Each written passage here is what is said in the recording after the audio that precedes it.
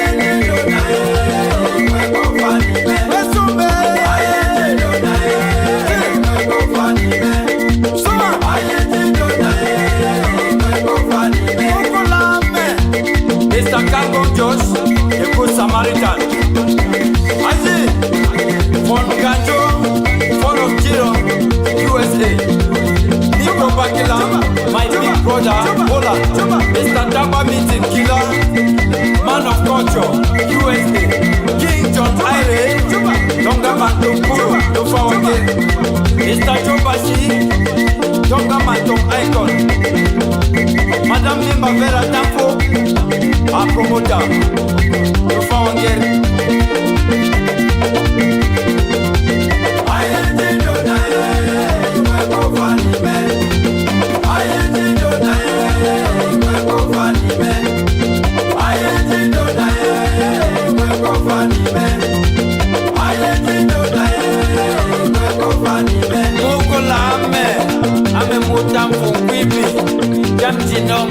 Loma Munge.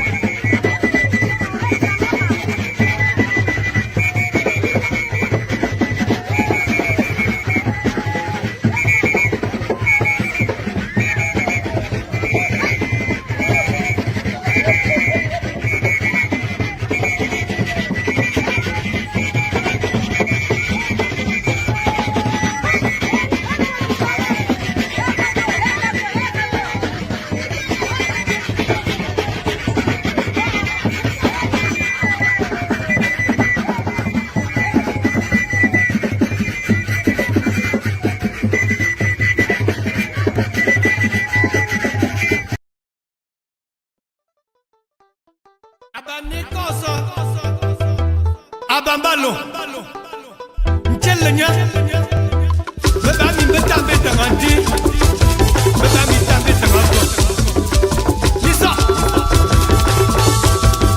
Bami mbeta no beta ngandi Bami mbeta no beta ngako Bami mbeta no beta ngandi Bami mbeta no beta ngandi Bami mbeta no beta ngako Chetuba Ebumbaso Abotajo Nika Yesa Nika Yesa Nika Yesa I hear you I hear you Obiako Alone hobe tumbonaka Alone hobo hanchumukwe Alone hobe tumbonaka Alone hobo hanchumukwe Alone hobe tumbonaka Alone hobo hanchumukwe Biako Chumubela dahi mune chengeno Anchumubelo mune chengeno Chumubela dahi mune chengeno Anchumubelo mune chengeno Chumubela dahi mune chengeno Anchumubelo mune chengeno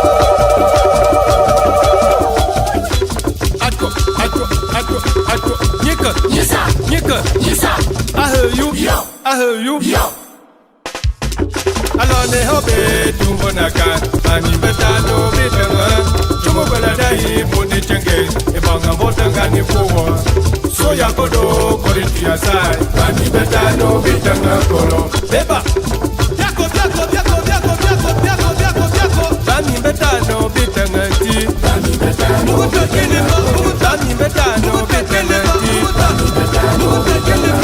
Mani betano bitanga ti Mani betano bitanga kolo Answer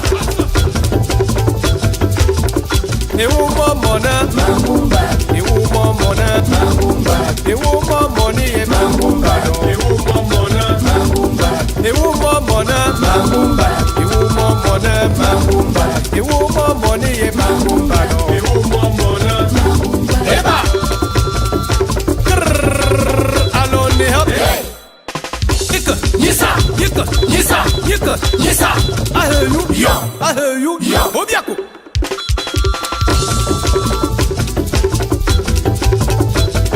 Alone hobe tumbonaka Alone hobo hanchumukwe Alone hobe tumbonaka Alone hobo hanchumukwe Alone hobe tumbonaka Alone hobo hanchumukwe Chumubela dahi mune chengeno Anchumubelo mune chengeno Chumubela dahi mune chengeno Anchumubelo mune chengeno Chumubela dahi mune chengene Anchumubelo mune chengeno Answer Mingisi obechoma friendship Anchumubelo mune chengeno Obechoma kosi obechoma nyanga Anchumubelo mune chengeno Obechoma kosi obechoma yawanda Anchumubelo mune chengeno Alone hobe tumbonakano Alone hobo hanchumubelo Chumubela dahi mune chengeno Anchumubelo mune chengeno Alone hobe tumbonakano Mani betano bitanga Chumubela dahi mune chenge Ibanga mbotanga ni kuwa Soya kodo koriti ya sai Mani betano bitanga kolo Eba Bita mibo api bisadia Mituma mamona manchunguka Mukanchiyo wawa unchan Zemuni wideni ma atanenyi Alonga de kadengari chama bola Nanda mitana nasi nida Wokana periode panda di nonga Wowo yaho anchumubela Aiko Chumubela dahi mune chengeno Anchumubelo mune chengeno Ni mwa malamu mwa mayeno Anchumubelo mune chengeno Ni mwa wumyeyo mwa manabo Anchumubelo mune chengeno Ni danya makayo manja pesanga Anchumubelo mune chengeno Soya kodo koriti ya sai Anchumubelo mune chengeno Ni danya mungu manja pesanga Anchumubelo mune chengeno Alone hobe tumbonakano Alone hobo hanchumubelo Obiako Yesa I hear you Obiako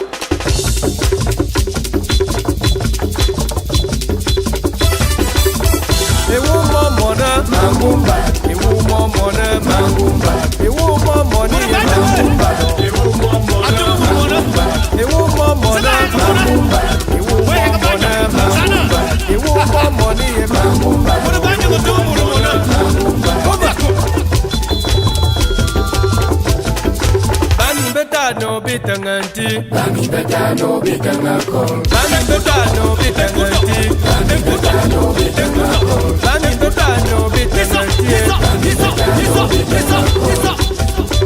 I want you. Benjamin go up in the side, ya mama mona matuba. Who can't you? What would chance? Would it win an academy? Alonga de Kanakani Jamabola, Nana Mitana, Nazineda, and a period of Panda de Nanga. Oh, I heard you, I heard you,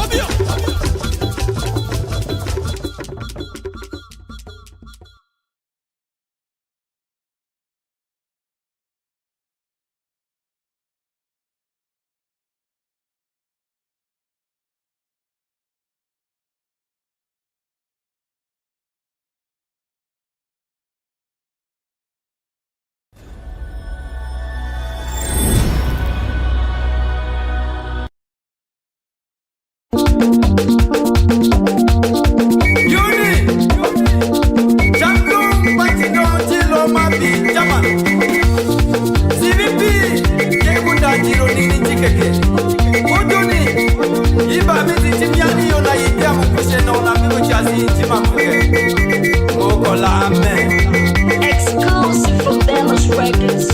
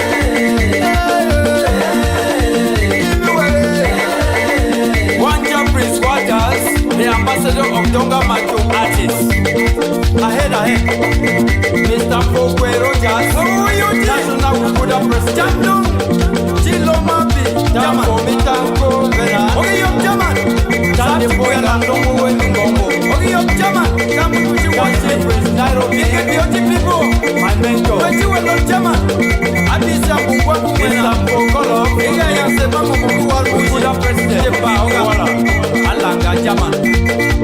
Odo, I ain't you know that.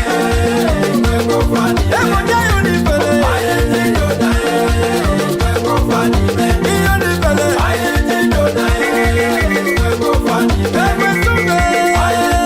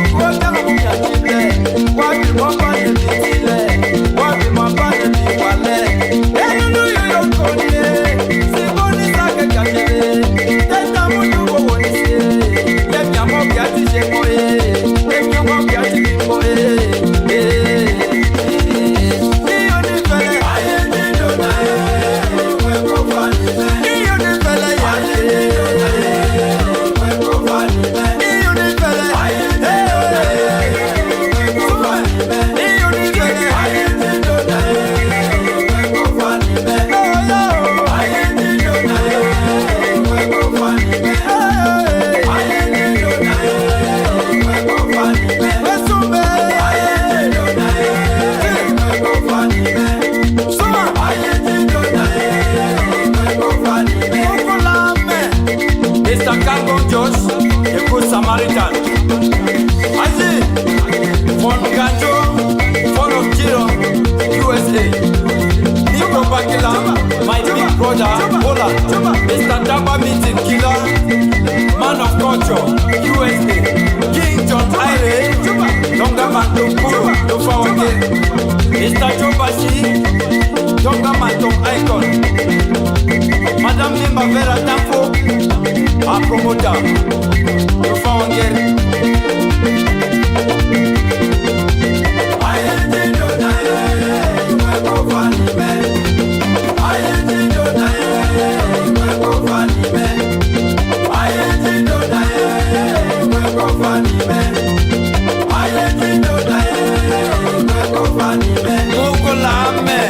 Ame mutam fungwibi jam jinom jilo mamponge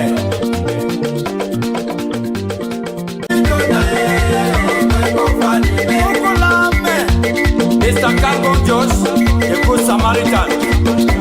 Isaac, von Ganjo, von of Giro, USA. Nico Bakila, my big brother, Holland. Mr. Daba meeting killer, man of culture, USA. King John Ire, Donga Mantompuro, no Fawake. Mr. Jobashi, Donga Mantom Icon. Madame Limba Vera Tampo, a promoter, no Fawake.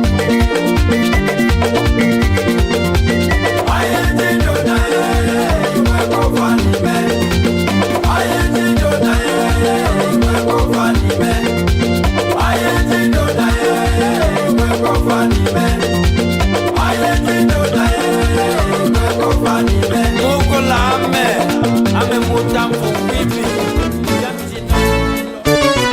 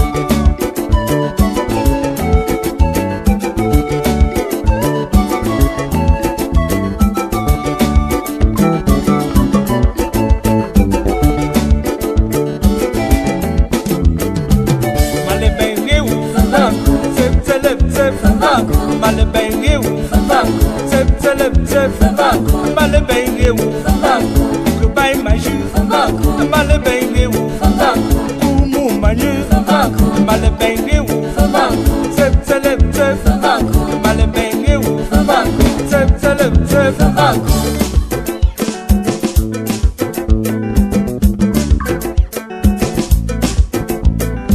Kijom kiti center Nela nyu kijom kunjunembi Kuyamba ne lemawi Ungi kinyu ne lemawu Shantawi Ngashita chinga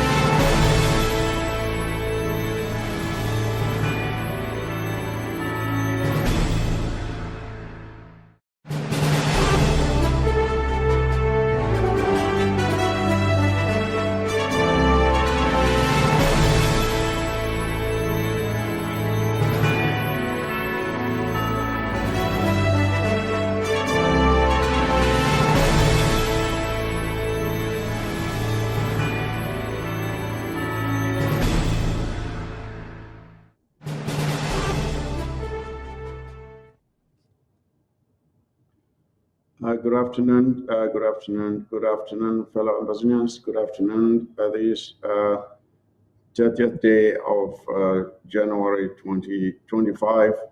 I'm glad to have you here with me on another episode of The War Zone right here on ABS TV. It's a pleasure to have you. As I've said, there's a lot going on in Ambazonia, in La Republique, in the USA, and we're here to cover it all and to give you the latest details and how to go about it. So, fellow Ambazonians, I'm glad to have you here with me. I will be joined on the set today by Dr. Ngwambe, though he is running late, but he should be here soon. And of course, Chairman Party will be here as well to join us. So I'm glad you are watching. Please do me a favor and share the link, get as many of our comrades as possible watching this afternoon. We have to make sure that the information we have here is well received because it concerns the well-being of our citizens, both especially in the USA and on ground zero. Having said that, I would like to extend my greetings to our brave warriors on the ground who are continuing to defend our territory. We have seen some actions on the ground against the invading enemy. As usual, we do not put their images anymore on TV because for their own safety. So we try not to put them on TV anymore. But you have seen the images, you've seen what they're doing, and they continue to inflict punishment on the invading army of La République du Cameroon that thought they would crush us in less than 2 weeks. But here we are, 8 years and counting, and we are still standing strong. We are standing strong. And we will never again, Ambassadors, we will never again allow ourselves to remain defenseless. That is a mistake our forefathers made when they allowed themselves without any defenses, and Ahijo took his gendarmes and military, marched in, took over our territory, and here we are, paying in blood and treasure, trying to get out of this very tragic situation. So we should never again allow ourselves to be defenseless. I know there are some of our comrades who have they are not versed with history, and even with what is happening around the world today. The most respected countries are those that are able to defend themselves. If you're not able to defend yourself and you depend on others to defend you, you are at the mercy of those people you are counting on. So now that we are where we are, we have left the stage where we started defending ourselves with sticks and den guns and whatever, machetes. We are where we are now. We cannot allow ourselves to go back to a situation where when they clap, we jump, when they cough, we jump. That cannot be the situation again. Never again shall we allow ourselves to remain defenseless. So I'm glad to have you again with me, comrades. It's a pleasure having you. And as I've said, I want to salute our brave warriors on the ground. And I want also to salute our civilians who are also sacrificing heavily for the defense of our territory. Our civilians are sacrificing heavily with their freedoms, or the ghost towns that were country Sunday on Monday. They continue to respect it. We thank you for that. And we are just so sad that there are some people amongst us, they call themselves black legs or enablers, who don't yet know what they are doing. They are still confused, or they are being deceived and given chicken change to betray their own very brothers. The person you are betraying your brother to, you think is your friend, is not your friend. That is not your friend. Given the right moment, they will take you out. That is it. Given the right moment, they will take you out. Those who are betraying your brothers too are not your friends. So whatever you are doing, it is wise for you to stop it. Those who call themselves blacklegs or enablers, you are nothing but traitors. And history has not been very kind to those who choose to be traitors. So if you're one of them, I advise you to change your ways. Change your ways. Now, during the week, we saw some images of some chiefs. I don't know if I should call them chiefs, but I think they are more like errand boys. They are more like errand boys. But before I get into this story, let me see Chairman Patrick or Dr. Ngwambe, if they are in, please, can you come in so we get on this first story? Chairman Patrick, Dr. Ngwambe, if you are there, please, let me see you. Chairman Patrick, I think you were in some moments ago. You were logged in. Dr. Ngwambe indicated he was okay. Chairman Patrick is in. I think Dr. Ngwambe should be coming in shortly. So, Chairman Patrick, you seem frozen. I don't know if you're frozen or it's just, if you can say something, let me know you're not frozen. Chairman Patrick. Chairman Patrick, you seem frozen. If that's the case, you may have to log off. I think Chairman Patrick is frozen. You may have to log off and log back in. As I was saying, we saw during the week some individuals who want us to believe they are chiefs, who went and were prostrating in front of the Yaoundé regime. At this point in time, when their own very subjects are being slaughtered, some are being molested, some are in prison for no reason, many have been killed, and there has been no effort on the part of the Yaoundé regime to give any assurances that their criminality on the people of the southern Cameroons and Bazonia will relent. There is no indication this far that they are willing to change their ways. But for these people to go and prostrate in front of Paul Biya, telling him to run again for another term in office, and it is just unbelievable that at this point in time, someone who can barely stand, not to talk of walking, because when you look at Paul Biya, and we have a video here which we will present to you shortly of Paul Biya, the person who is being asked to run again for another term in office. And especially at this point in time, seeing what is happening around the world, fellow business, seeing what is happening around the world, where our brothers and sisters are being chased around like dogs in other countries.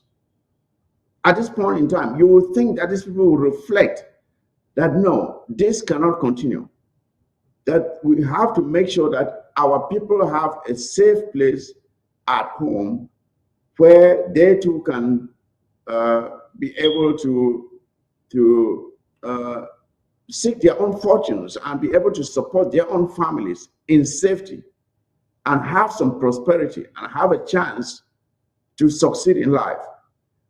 Look at what is happening in the USA. People are being dragged on the streets. I hear the same thing is beginning to happen in the UK, and I think in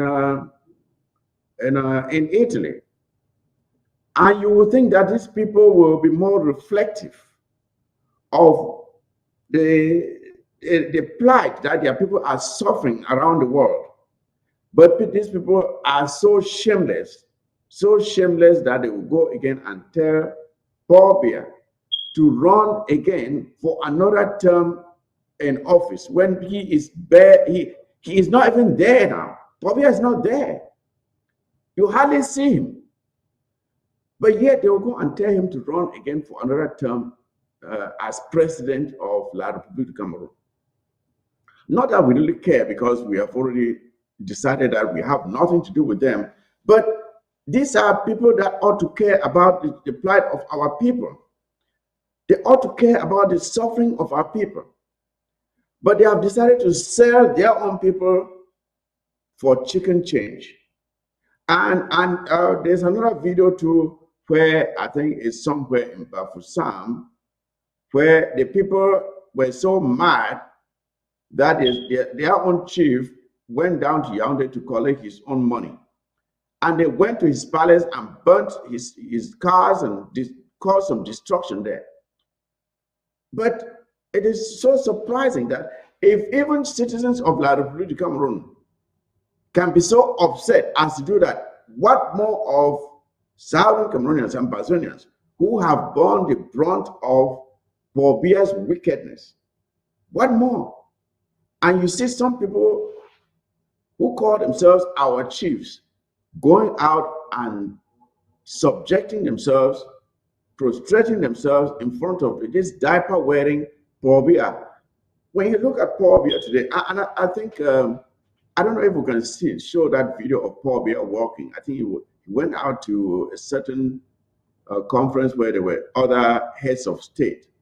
And I just want you to see the Paul Biya that is being asked to run for another term as president. And ask yourself, if those who are asking for him to run for another term as president. Are these people thinking?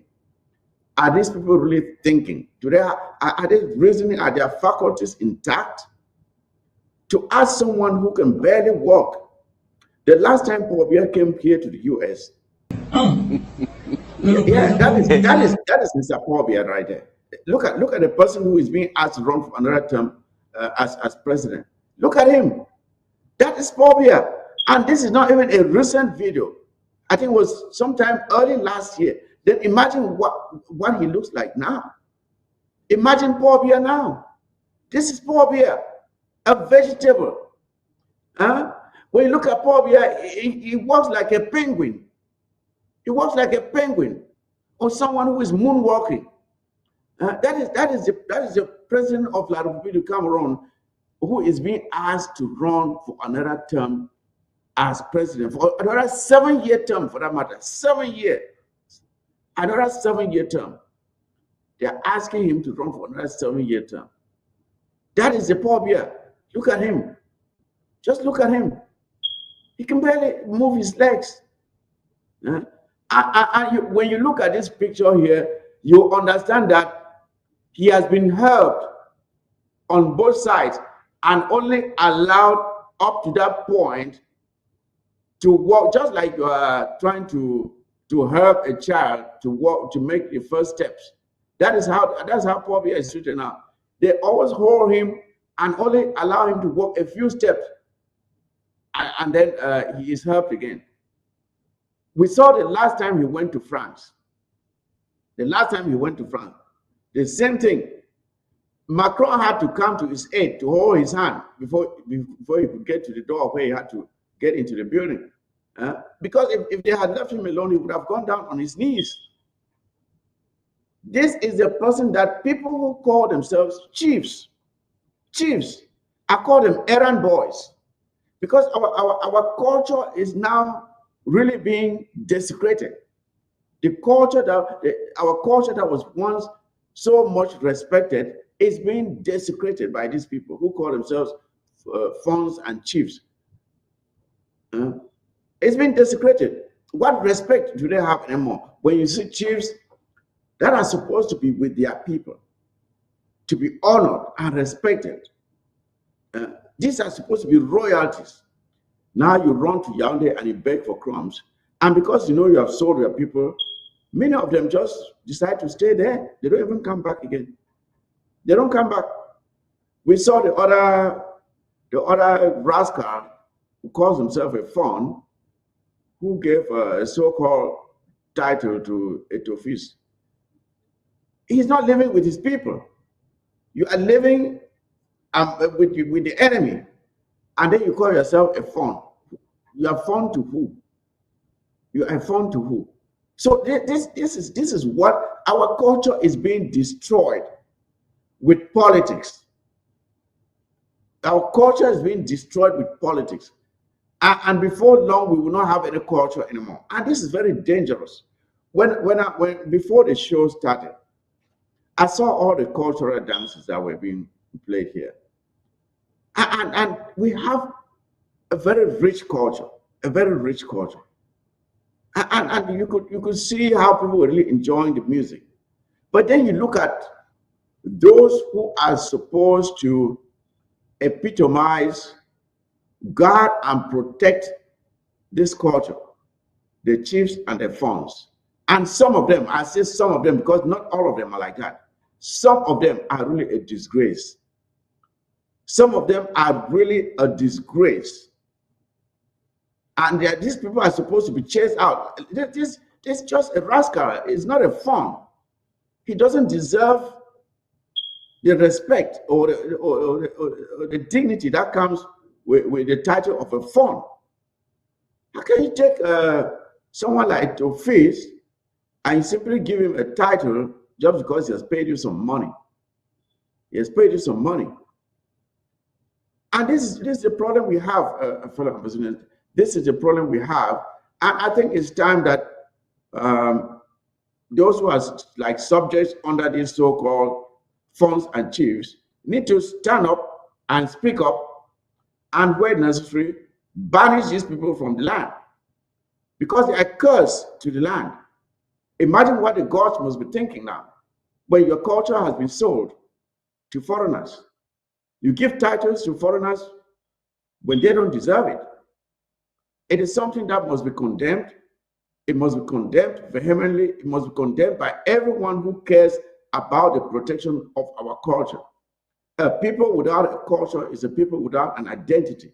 And if you don't have an identity, then you are lost. You are completely lost. We have seen, when you talk to some of our brothers who are descendants of those who were taken out of our land and sold as slaves, when you talk to them, most of the times they lament the fact that they are not able to trace their roots, that they lack that element of belonging. They lack that element of belonging because they cannot really find out where they came from. I know some through ancestry findings. Some may find out, okay, I came from this country or that country, but you don't know from what family, you don't know from what village. So they really feel lost. There's something really missing, and until we realize how empty a person feels when we cannot trace your roots, we will not know what we are joking with here. When these people are coming in and trying to destroy our culture, and some are just standing by and letting it happen, it is something that should be frowned at very seriously. It should be frowned at very seriously. So I think these chiefs and fawns should be ashamed of themselves. When your subjects are being molested, imprisoned, killed, chased out of the country, and you are there bowing down and receiving crumbs from the very people who are responsible for their plight. It is tantamount to a dereliction of duty. You have abandoned your responsibilities and you are doing completely something else. You are doing completely something else. And these chiefs and fawns should be ashamed of themselves. And they don't deserve those titles. When the time will come, I think we'll have to reevaluate who is really a chief or a fawn in Bazonia, because these people are really, they are really a disgrace. Not all of them, again, not all of them are like that, but there are quite a good number of them who have chosen to sell their people for crumbs. Now, I don't know if Chairman Patrick has been able to sign back on. I don't know if he's able to sign back on. Chairman Patrick, if you have signed back on. Okay, yeah, I can see you now. Yeah, I was just talking about these funds and chiefs who continue to sell their people for crumbs. It's just like selling the people into slavery. That is exactly what they are doing. They are selling their own people into slavery. Chairman Patrick, I just want you to comment on this a little bit before we move on to the next topic. Thank you so much, Chairman Mike, and thank you to the Amazonian people. This revolution has already shown us that we have a very, very dangerous society, that if we do not get it right, we will never be able to move forward. From growing up in Amazonia, I understand that a chief, the fawn of the village, was the leader of the people. The only thing he would do is to die for his people.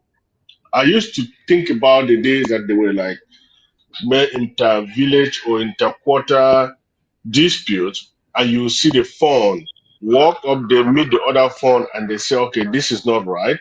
This is what is supposed to happen, because they were there to protect their people.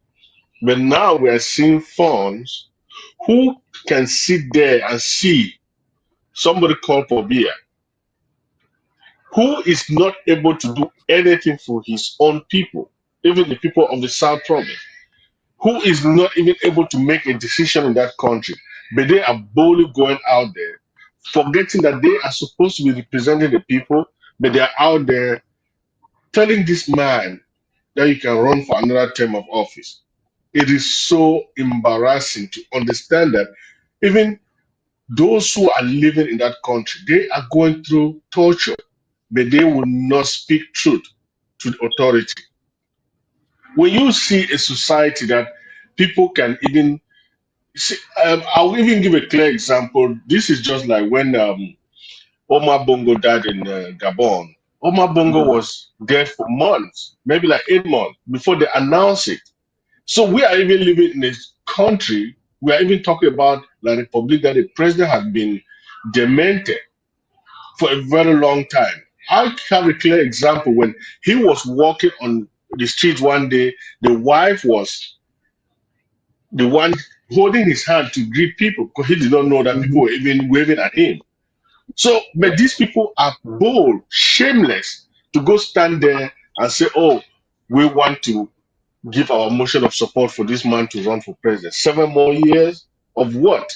Of misery to the people of that country. But the good thing is, Amazonians have made a stand. We will die fighting. We will not, for once, relegate our rights to these guys.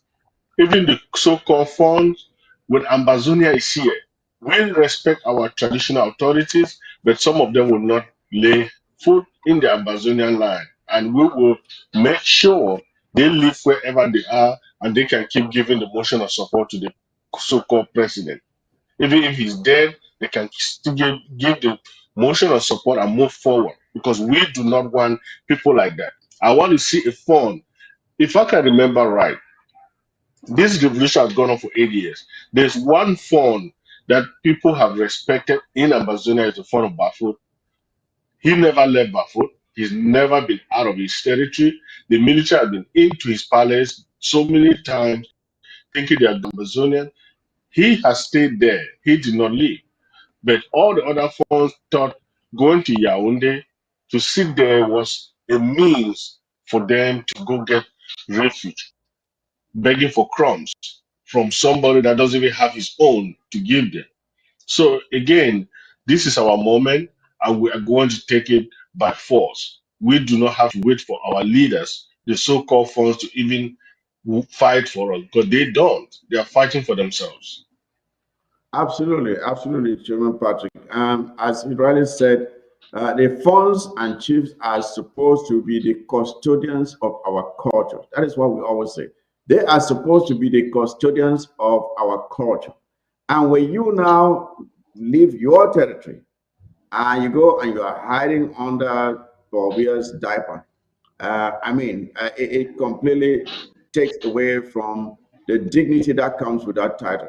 You cannot come back again and expect the people to give you the same respect.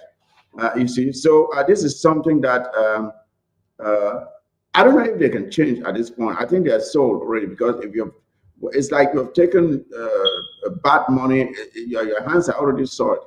I don't know if they can ever wash themselves clean.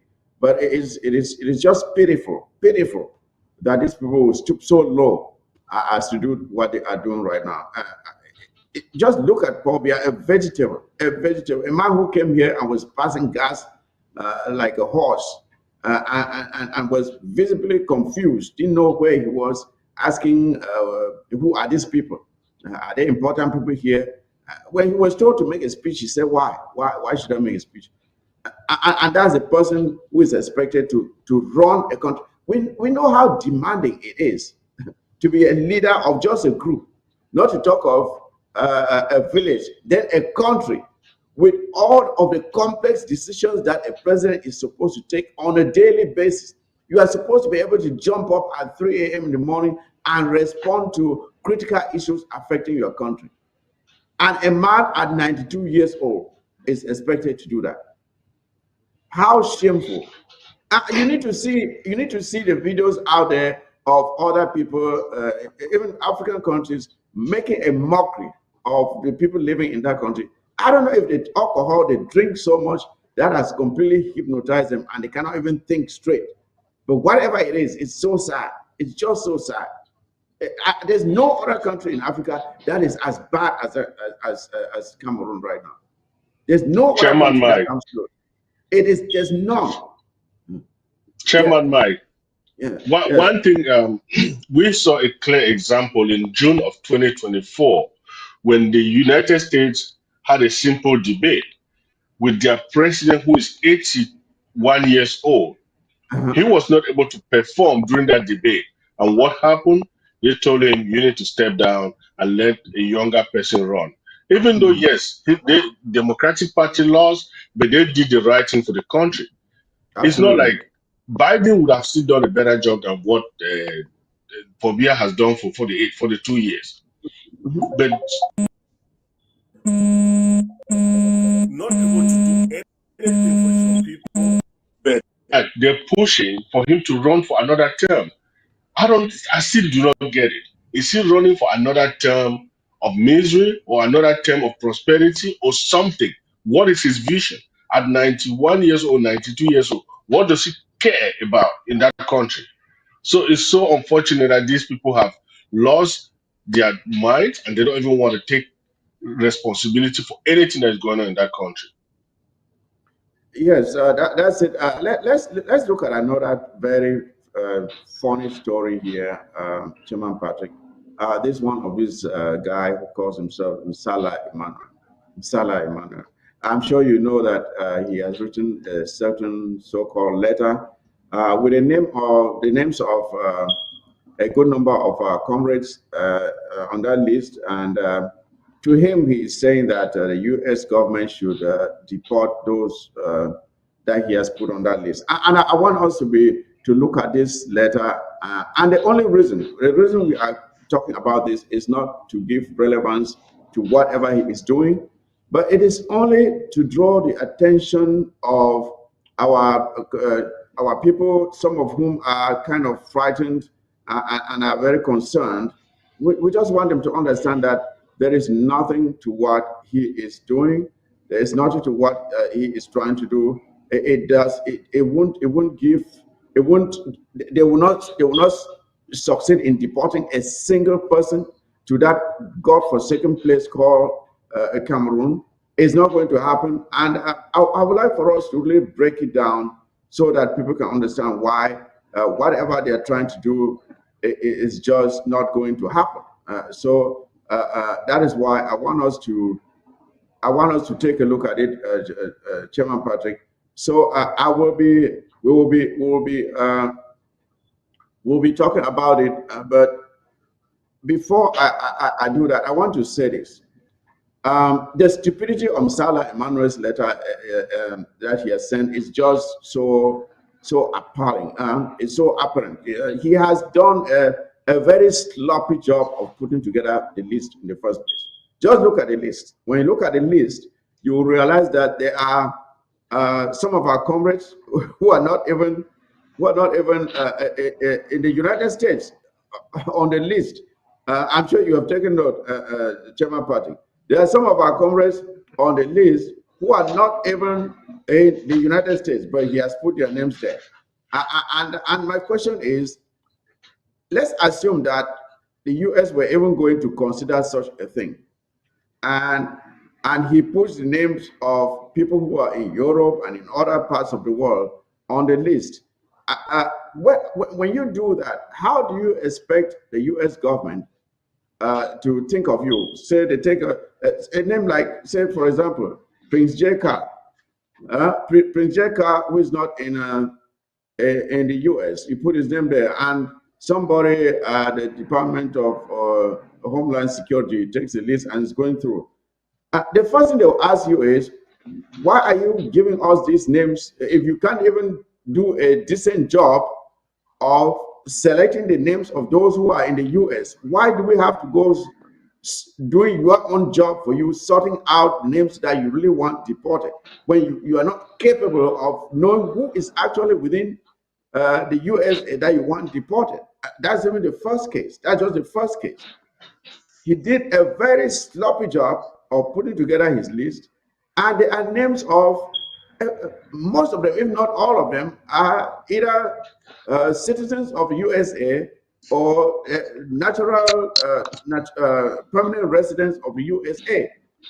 And do you really expect that the US will take orders from, to borrow from Donald Trump, a shithole country like La République du Cameroon, to deport its citizens and permanent residents to La République du Cameroon, a country that is known for its corruption, violence, abuse of human rights? does he really expect the U.S. to respect the request and to do something like that, Chairman Patrick? That's the first thing I want us to look at, and we will take the points one by one to break it down, so that at the end of the day, our comrades who are watching us now should understand that there's no case here. It's just an attention-seeking exercise, and there's nothing. None of our comrades on the list are going to be sent back to any shithole country like La Republic Cameroon. Chairman Patrick. Chairman Mike, one thing that is very clear on this one is the fact that in America, I'm not a lawyer, but in America, I understand that before you sue somebody, you should have an address somewhere that somebody can send a letter to say, okay, this person I'm suing is living here or is living there. If I get up today and just pick up a name of somebody who lives somewhere in Bonaberi, Douala, and sue them in a court in America, the US, the first thing they will say, okay, where do we send a letter? Where do we send a summon for him to appear before the judge? So it Exactly. is so unfortunate that this Nsala guy, he has demonstrated his ignorance. He's lost every possible case in America against Amazonia. I don't know why he keeps thinking he's going to make himself relevant. When Ayabacho was picked up in Norway, because of other things, Ayabacho had his own problem, other things. Why is he not in law in Norway defending the government of Cameroon? He went and met all kind of frivolous lies. He was on a Cameroon TV saying that it was because of his actions. I get up every day and look at this guy. I said sometimes people do not have any conscience. I will tell you something about the Nsala. When I was in high school, the father was the minister of transport in Cameroon, and the father used to be the ambassador of Cameroon, ambassador to Central African Republic before he came to Cameroon to be a minister. At one point, they faked that the mother was kidnapped in Cameroon because they were trying to get money from the government that they were going to be looking for the mother. And behold, this woman was dropped off somewhere on the road to my village, to Njikwa. Somewhere in there, she was picked up around the Acha area. But today, this guy is here doing the same thing that the father did, trying to scam the government out of money. And he's not even ashamed to sit in America and think you're going to sue, you're going to tell the US government what to do. The United States have a criteria. Why do we have to deport somebody? Why do we even have to arrest somebody? If you have not broken any law in America, there's no way American government will waste their resources to come after you. So he can write as many letters as he can, but unfortunately, he has already demonstrated that he's a liar, and he doesn't have any iota of a legal mind to even do anything that will affect any Amazonian in America. Yeah, Chairman Patrick, one other thing we have to look at is the fact that the U.S., the United States government does not take its orders on who to deport from third world countries. Talk less of third world countries that is at the bottom of them all, being like Republic Cameroon. The U.S. doesn't take orders from you. Just imagine this scenario here. Say La Republic Cameroon sends in a list. Say, we want this number of people deported to La Republic Cameroon. Then Nigeria sends in their own list. Say this is the number of people we want you to deport to. And then before you hear Uganda, Senegal, Ivory Coast, all of these countries start sending in their own list. Now the question is this: whose list would America respect? Their own list or the list of all these third world countries that Donald Trump has no regard for them? He views them, he regards them with disdain. He has no respect for them. So why does Nsala think that America will leave their own procedures by which they are deporting people to follow that which is sent by some unregistered agent?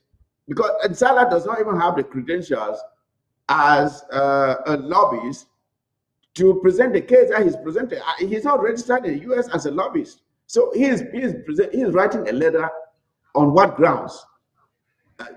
So it just based. I just want to expose the hollowness of what he is trying to do. That it has no substance, and we will look at the reasons he is doing it later on. But I just want us to put the holes that this thing in this whole nonsense of a letter.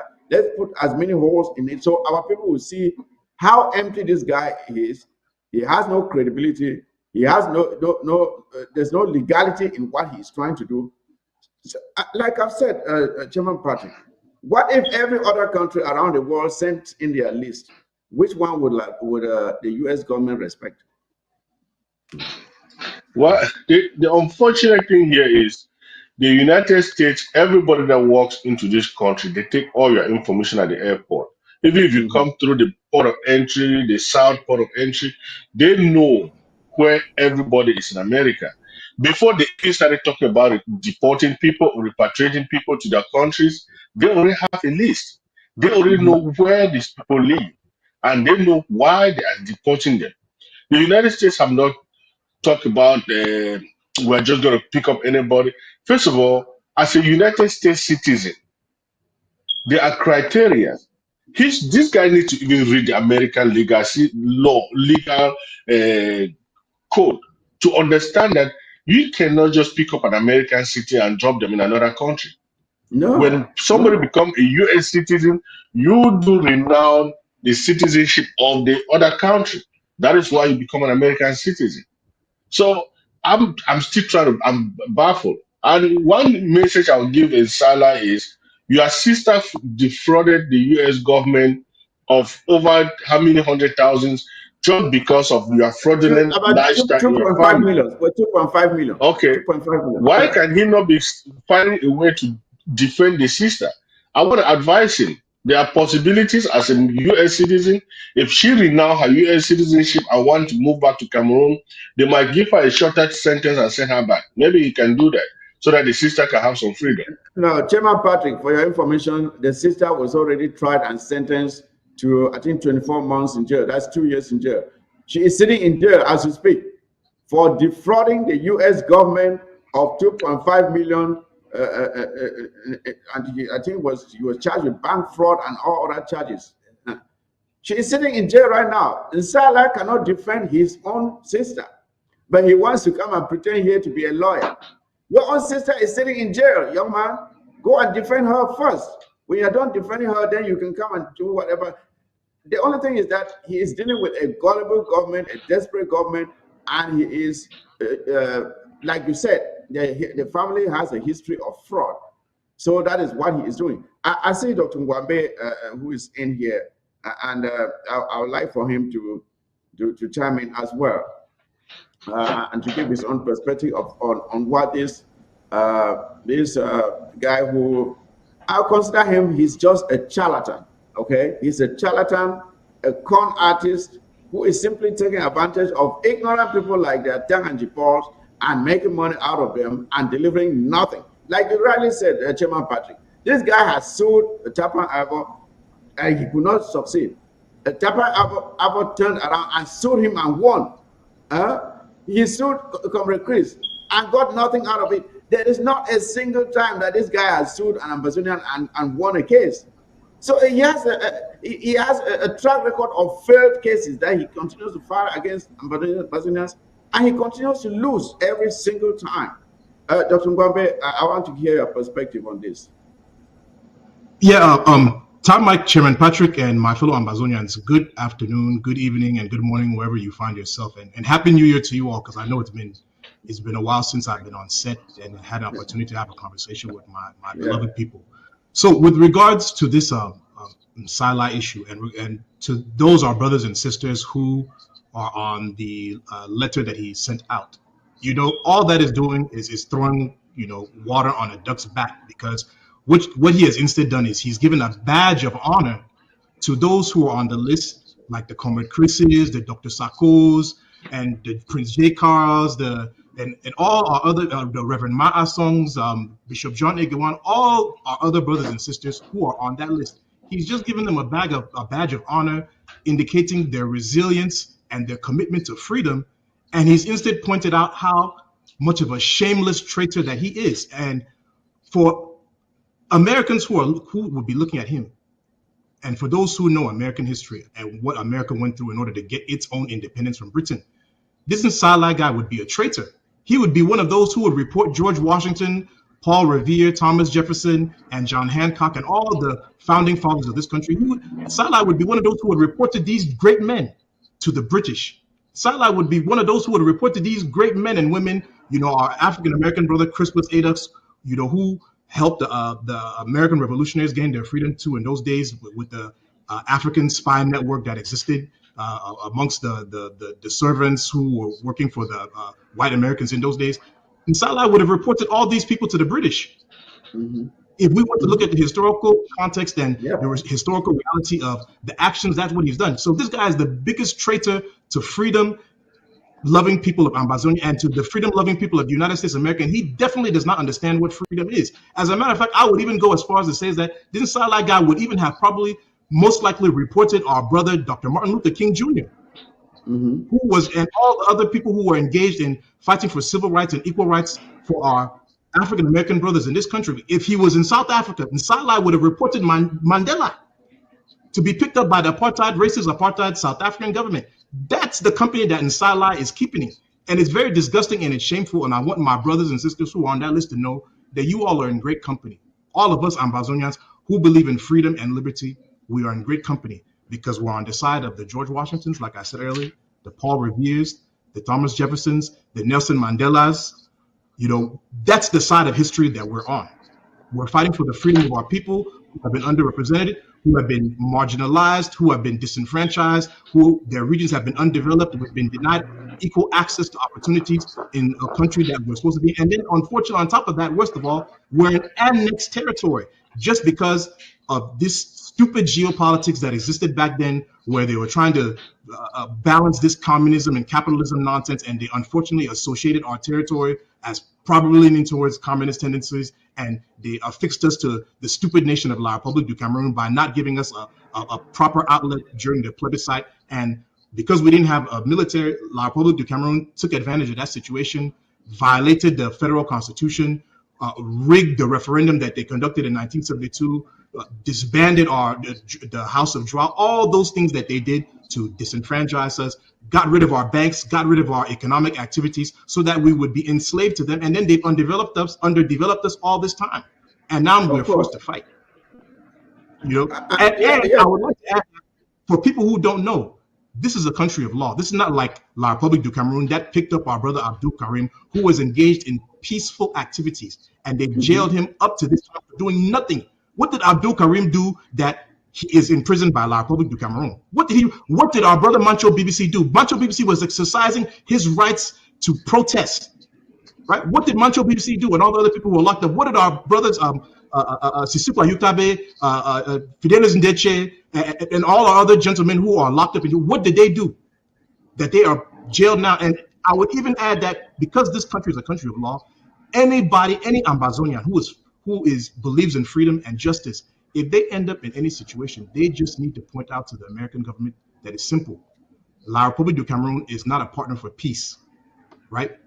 Anybody that gets sent back there, there's going to be torture. And I really want to quote from, Tom might give me some time, I want to quote so that our Ambazonian brothers and sisters who end up in any particular situation, you need to even make sure you go and get this book. This book is by our brother JTM Jotanga, Cameroon Aspects of Democracy. And on page 110 and 111, I'm going to read an excerpt here so that you will know what you can say to any judges that you end up in front of with regards to this situation about how La République du Cameroon is known for torturing political dissidents. On page 110, it says, large-scale abuse of human rights was only to be expected in those circumstances. In Bamenda, people were known to have died as a result of torture perpetrated on them by La République du Cameroon. My cousin, Ngwagandi, an employee of Midino, was one of such people. He died in the military hospital in Bamenda after having been subjected to torture by his captors. Some of the persons who were picked up along with late Chengwa Gandhi, but who were lucky enough to come away alive, from the ordeal had the following testimonies to make. One brother, Pa Tabara Abang Matia, said, I was in cell 17 with Chengwa Gandhi. When they brought him in, he could not stand. He could not sit. We carried him into the toilet and cleaned him up. Another gentleman who was in jail there, imprisoned by La Republic du Cameroon, Nyo Wakai, retired high court judge. A retired high court judge. This is what he stated. This particular cell was terrible because we had feces overflowing into it. The children cleaned up the place by scooping up the feces into the sink, my fellow Ambazonians. That's how La Republic du Cameroon treats political dissidents. Some more from a sister now, Mrs. Teresa Gallagher. They beat me so badly that I had my menstrual period 2 weeks in advance. I repeat, our sister Teresa Gallagher said, they beat me so bad that my menstrual period came 2 weeks in advance, my fellow Ambazonians. That is what I and I end with this one from Patrick Ande. He says, I was beaten until I excreted on myself, my fellow Ambazonians. And people, and Salah thinks Ambazonians should not be fighting these people. Mm-hmm. I mean, what are we talking about?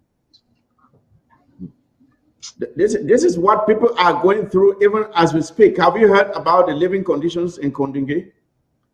Right now, as we speak, the living conditions in Kondingi are terrible. Terrible. So, like you rightly said, Dr. Ngwambe, this is a situation where we have to make sure we continue to expose these horrible conditions of living, especially, and it is worse for those who are from the southern Cameroon, Ambazonia. When they know that you are from our region, the way they treat you is even worse. When you're talking about those who were picked up, like Sisiko and the others, they were not even picked up from within the Republic of Cameroon. They went into Nigeria and fraudulently took them from there, dragged their way out with the help of France, and brought them into their country and charged them. And because they know very well that they didn't have any case against them, they had to rush them to the military court. You talked about Mancho BBC and Abdul Karim, who were simply Mancho started protesting about the state of the roads. That is all he was protesting about, and he's still sitting in jail till today. So this is the kind of place where Nsala expects the U.S. government to pick up its own citizens and send to, for what? It's not going to happen. So Nsala, first of all, lacks the credentials to carry out such an exercise. He is not known to be a registered lobbyist, and this is someone who lacks even the moral temperament to even make this argument, because this is someone who is a brother of a fraudster, someone who is known to have defrauded the U.S. Government of $2.5 million. And she is sitting in jail right now. And you think the U.S. government does not know where you come from or the relations you have, that you come and make such a case and they will listen to you? It's not going to happen. It is not going to happen. And I can assure you that, fellow Ambazonians who are listening, that not a single person on that list will be sent back to that God-forsaken place as a result of what Nsala is doing. And I want to say this. I want Ambazonians to listen. I want to say this. We Ambazonians may have our own internal differences, but when it comes to this issue, with those on the list, we are standing together and we will fight together and make sure that nobody goes to La Republic of Cameroon on that list. And I will go further to challenge Nsala. If you really know you are a lawyer, if you are a lawyer with credibility and you know what you're doing is right, we are waiting to see one of these comrades arrive at one of your dilapidated airports, bring your choir house, called CRTV, let them come and record that incident and broadcast it so the rest of us can see that you have succeeded. When you have done that, send us those pictures. I will congratulate you. But I can assure you it's not going to happen. It's not going to happen. This is the sister, the fraudster, Rosemary Nsala, a fraudster. She and her husband defrauded the U.S. government of $2.5 million. She is sitting in jail right now. She is sitting in jail as we speak, and Salah cannot save her, but he wants to pretend that he's a lawyer. He's a quack, a charlatan, a con artist, and he should be ashamed of himself. Chairman Patrick, I don't know if you have something to say. Well, Chairman Mike, there's something they call karma. When Salah was going after the Amazonian population, little did he know the sister was also on the other side trying to scam the U.S. government. I'm sure Salah might be offering his services to the U.S. government, like he's doing to the government of Cameroon. But when we talk of communication, the government of Cameroon will only get communication about anybody that is committing crimes from there through their embassy. That is why they have a diplomatic arrangement. So Salah is just one of those noisemakers that when he makes this noise, they will put it on newspapers in Cameroon. He thinks he's an important figure in the United States. I will tell you, one of these days we are going to investigate this fool. We're going to know exactly where he lives. We're going to see the kind of cases that I think American system is all online. You can dig into personal information about anybody and you will get it. So Salah can keep doing whatever he's doing. We are going to expose you in America the nonsense that he's doing, that he's a lawyer in America. He might be a clerk in somebody's law office and he is making himself like a lawyer. Because he has never been able to succeed in one case in this country. How does he think the US, they have millions of people who are coming to their country illegally? You want to go start talking about US citizens? Does he even understand? Does he even know the contribution? Some of these citizens, they are Amazonians who are financially doing things in America that Salah would never do, even the government of Cameroon will never be able to succeed to do. So I feel so sorry for this guy, but one thing is clear. Amazonians, when all this dust is settled, I think that if your name is on that list, they have to put a class action suit against Salah so that they can disband him in America for deformation of character. That is exactly what needs to be done by all these ambassadors. They need to create a WhatsApp group now for those whose names are on that list so that they can go after this guy so that he will not even be able to open his mouth in America. That is a law, a country with laws. That is a country that if you do the wrong thing, you will be paid for. You will be punished for doing something wrong in this country. Yeah, and not to belabor the point, this topic, but I just want us to look at one other thing before we close this topic. Why is he doing this? Why is he choosing to jump on something that they have no influence on and just to make a name for themselves that they can cause Amazonians to be deported when they don't have the means to do so? So I tried to think about it, and this is what I came up with.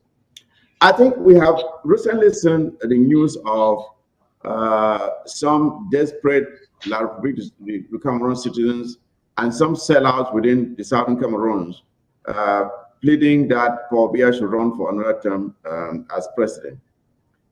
I believe that this thing is more of a distraction from that pathetic image we saw of Paul Biya and the very sad image that we saw of the chiefs prostrating themselves in front of people doing that. So they want to distract, because people are not even talking about that anymore.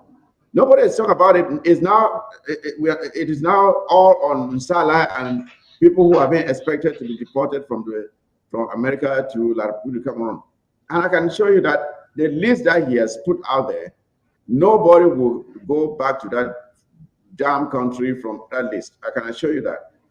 But I believe that is one of the reasons. It is a distraction from the quagmire that is happening and the impending implosion of La République du Cameroon. They are trying to distract people from it. Secondly, it is for the internal morale boost of their own citizens to say that, oh, you see, we are going after the Amazonians, see what we are doing. Because they have nothing else to show for. There is nothing else going on in that country. So they want to pretend as if they are accomplishing something when actually nothing is going to be accomplished as a result. If there is anyone that will be deported from the US, it's someone, most of those who have been deported, first of all, from the US are people with criminal backgrounds. Those who have their TPS status will not be deported. Even if you are removed from the US, you are going to be detained somewhere else. We have heard of an area around Guantanamo where they want to establish where they can hold people for now. So those who are immediately removed are those with criminal backgrounds. I want that to be very clear. So if you don't have any criminal background here in the US, you don't have to be afraid that you'll be taken and completely sent back to your home country right away. Then I think one other reason, one very important reason, I believe, is meant to intimidate other feeble-minded Ambazonians from supporting the struggle. That's one main reason why he's doing this, to intimidate other fellow Ambazonians who so that they will not want to put their faces out and support the struggle. That is one reason. They know that this thing is going nowhere. But other Ambazonians who are just afraid for no reason, despite the fact that nobody has been deported as a result of what this con artist has done, some will just be afraid. And that is what they want to achieve, you see. So Salai, who has been known to be a failure in the US as a lawyer, he's not able to practice here and succeed as a lawyer. We have cited a number of cases he has filed against many of our comrades, and he has lost everything. He cannot survive in the US as a lawyer. So he has now gone and he is extorting from gullible people in La République du Cameroon, in the La République du Cameroon government, and pretending to represent them when he has not scored a single victory. Not one victory has he scored against anyone of the Ambazonian descent right here in the USA. He has not been able to win just one case. Not one case has he won. Not one. But he has filed several. I've cited the others like Comrade Chris's own, which Nsala lost. He filed one against Tapa Ivor and lost. And Tapa Ivor sued him in return and won. Just imagine that. So this guy is a failure. He is a failure as a lawyer. So that is the only way he can survive. If he were a reputable lawyer, you cannot live here in the US and go back to La République du Cameroon to go and practice. Practice what there? The only reason he is hanging out there is because he cannot survive here as a lawyer.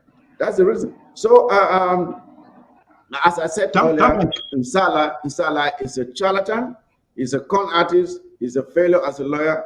And the only way he can survive is to go and take advantage of gullible people in the government of La République du Cameroon. That's what I believe. I don't know what you think, Dr. Mwabe. So, Mike, let's and my fellow Ambazonians and Chairman Patrick on this panel, let's look at this thing and be serious, right? I know we're already being serious, but let's look at some key important things that are associated with Ambazonians. And I'm going to ask the two of you this question, and Ambazonians at home, you can answer these questions. Are Ambazonians enemies of the United States of America? The answer is no. Of course not. Mm-hmm. Do Ambazonian Americans love America? The answer is 100% yes. Have Ambazonians or any of our organizations been designated as terrorist organizations by any government agency in the United States of America? No. No, they're not. We've not. As a matter of fact, my fellow Ambazonians, our leaders, our organizations have interacted at I'll call them introductory levels of the American political apparatus, from congressmen and congresswomen, senators, different staff members within the American apparatus. We're talking to them. Do you think these people would talk to us if we were deplorables, if we were evil people, if we were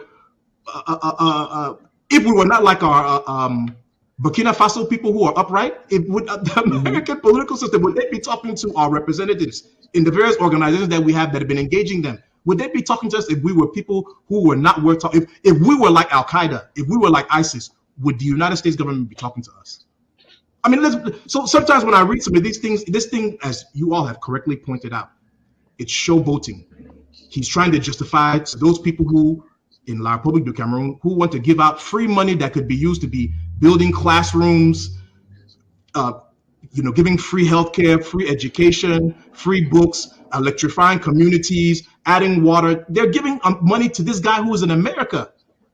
And the last thing that I want to add this thing, and I agree with Don Mike that this thing is a huge distraction from the sham politics that's going on in La Republique du Cameroon.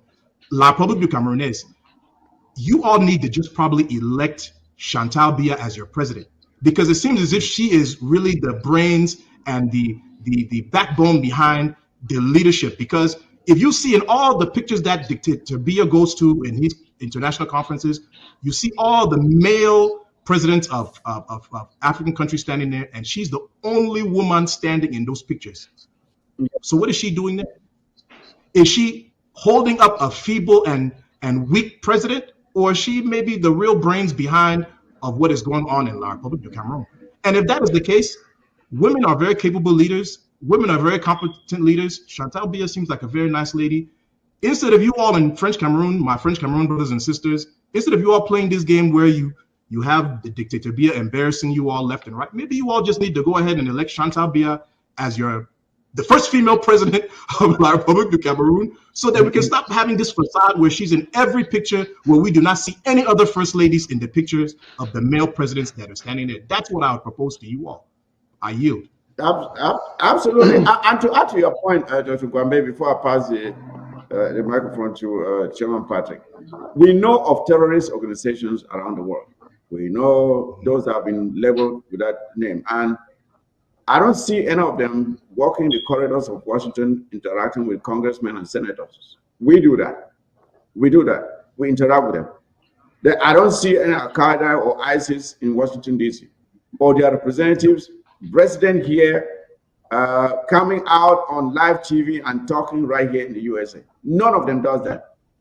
We do it because we are a registered organization with rights, and we declare our taxes and everything right here in the USA. We are a legally registered a movement that is fighting for the liberation of our people. So we are not a terrorist organization, and the US therefore cannot come against our leaders as in Salah we expect. I just want that to be very clear. So, and the reason I wanted us to really cover this is because some of our people are a bit agitated, and I want them to remain calm and be reassured that no leader, not one leader will be deported to La Republic of Cameroon. Not one. And as I have challenged in Salah, that if Salah is really, if he believes that what he is doing is right and that is illegal, we want to see him succeed and see any of our leaders deported to La Republic of Cameroon. Let them show us the pictures. Show us the pictures and where they landed in La Republic of Cameroon. We'd like to see it. The day he shows us that, then we'll have to give him respect. But other than that, he's nothing but a loser. Yes, Chairman Patrick. Well, Chairman Mike, while we were talking, I just wanted to even look online to see a little bit about this Salah guy, and there's really not much about him. If you put my name on Google, my name is going to tell you a little bit about me. It's going to show you where I live and all that. The only thing I can say on Salah is in 2022 or so, I think it's 2002, he lost his license, his bar license in California, because he was not able to pay his own bills as a lawyer. And his license was suspended for almost a year. So this guy is just a loser. How can you be a lawyer in the United States, able to make money from all what is going on in this country, but you want little change from the government of Cameroon, knowing that Cameroon doesn't even have the money to pay their workers? It is so shameful that this guy is gullible, and he's one of those greedy lawyers that just want to squeeze money from anywhere he can. Even if it's at the end,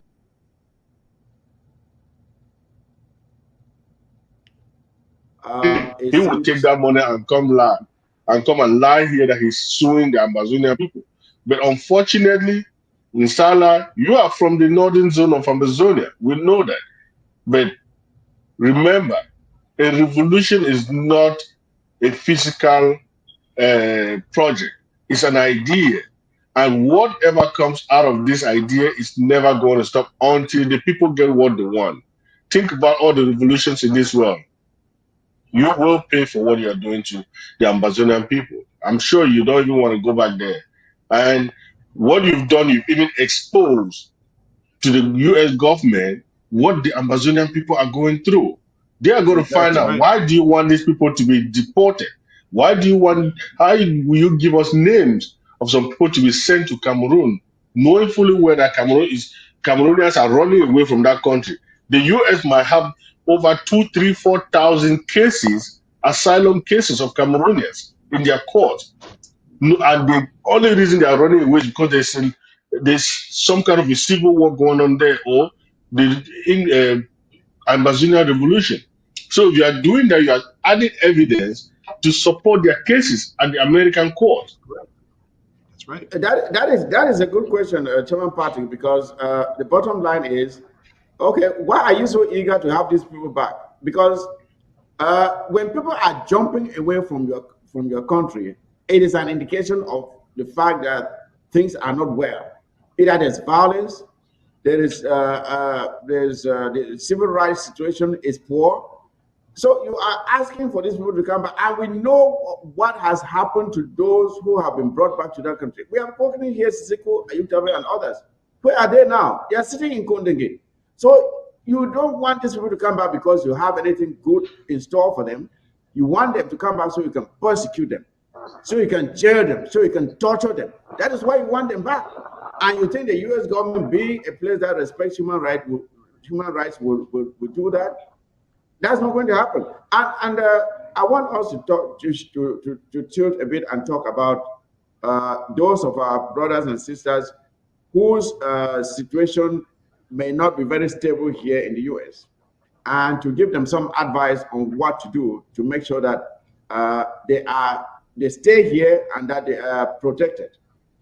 Uh, on this issue of deportations, there is this notion that as soon as you are picked up, you are simply put on the plane and taken back. No, that is not the case. That is not the case, fellow comrades, fellow Amazonians. It does not mean that as soon as you are picked up, if you have a temporary protective status, you cannot simply be picked up and sent back. If your case is already in the process, except you have been denied already, then that becomes a bit challenging. But even then, what you need to do, first of all, if you are taken into custody, what you have to do is, do not say anything if you don't know what to say. Keep your mouth shut. Don't say anything that can be used against you in court. If you don't know what to say, stay silent until you are able to talk to a legal expert who can advise you. Nobody will compel you to speak if you don't want to speak. You have the right to remain silent. Okay? Secondly, if you know that your situation is unstable, make sure you have all your documents ready. And on you, wherever you go, have all your documentations ready with you at all times, so that wherever you are going, you have them to help you in the processing of your case. Because when you are picked up, you may be taken to a detention camp where you'll be held, and then you'll be evaluated whether or not you need to be deported. It doesn't mean that just because you are picked up, you are being shipped out. That's not the case. It depends on your own circumstance, your own situation. So these are some of the things that you need to understand, and avoid doing anything that will make further necessitate your removal. Conduct yourself properly with respect, and make sure that you don't do anything that will further complicate your case. So I don't know, Dr. Ngwambe, if you have further advice for our comrades whose situations are not very straight at this time, to inform them on what they need to do, then you can give it now. Yeah, I think, Don Mike, I think you've essentially hit everything. You've hit the nail on the head correctly. You get picked up, keep your mouth locked, screwed, and glued. The only answer you should be answering is you want a lawyer. You don't answer any questions. Yes. You want the, that's basically all you should be safe Yes. and get picked up. And most importantly, I mean, remain a law-abiding human being. Don't, I Yes. mean, you've left your home country and you've come to this country.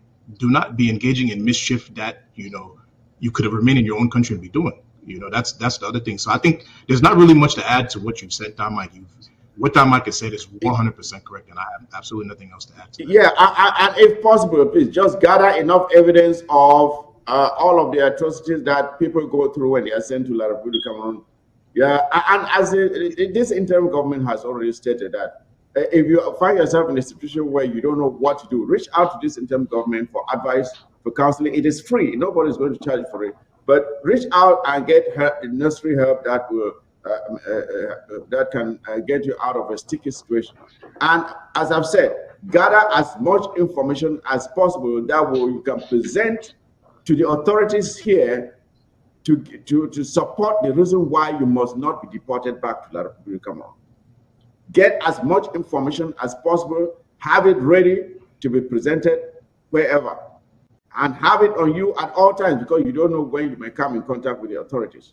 Have that information with you, have your paperwork with you. If you have anything like funds that you may have, like money and so, have a system where you can have access to it, even if you are picked up. Yes. Make sure that you have a system where you can have access to those funds. Have the contacts of the important people that you may need to call, legal and otherwise. This is the time where you need to have a lawyer that you can call in case you get into that kind of situation. Get a lawyer right now.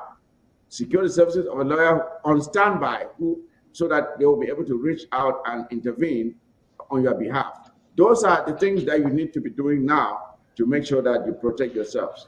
Chairman Patrick, I don't know if you have anything more to add.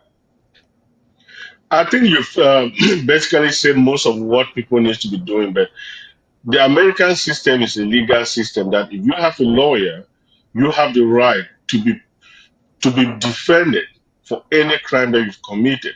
So if you are in the US and you are on a deportation list and you've missed any of your court date, the best thing is to get with a lawyer to go and represent you. Don't do it by yourself.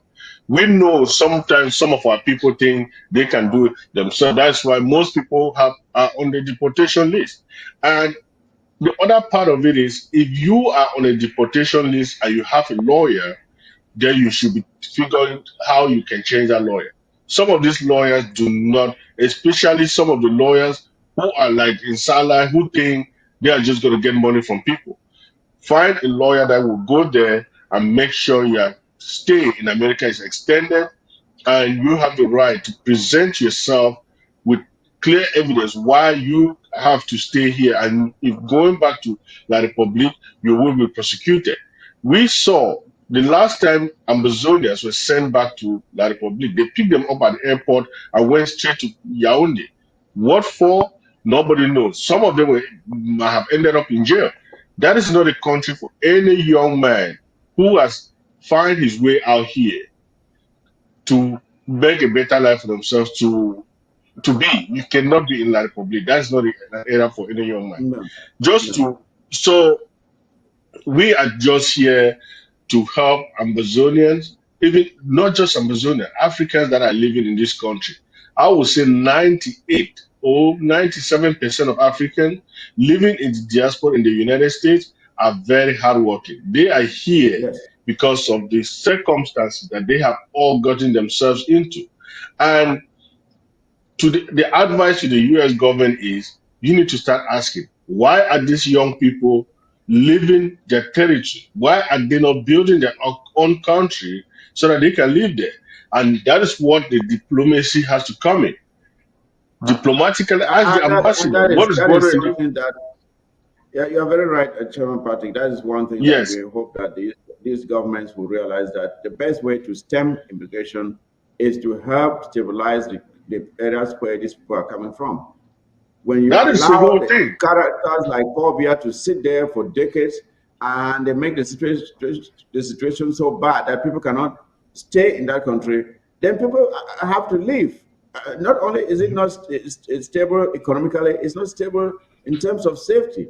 There's human rights abuses that are going on there. That is why people leave. So the best way to reverse this mass migration is to make sure that you help to stabilize those countries where these people are coming from. That is the best way to do it. You do that, and formerly you didn't see people from the Southern Cameroons going out.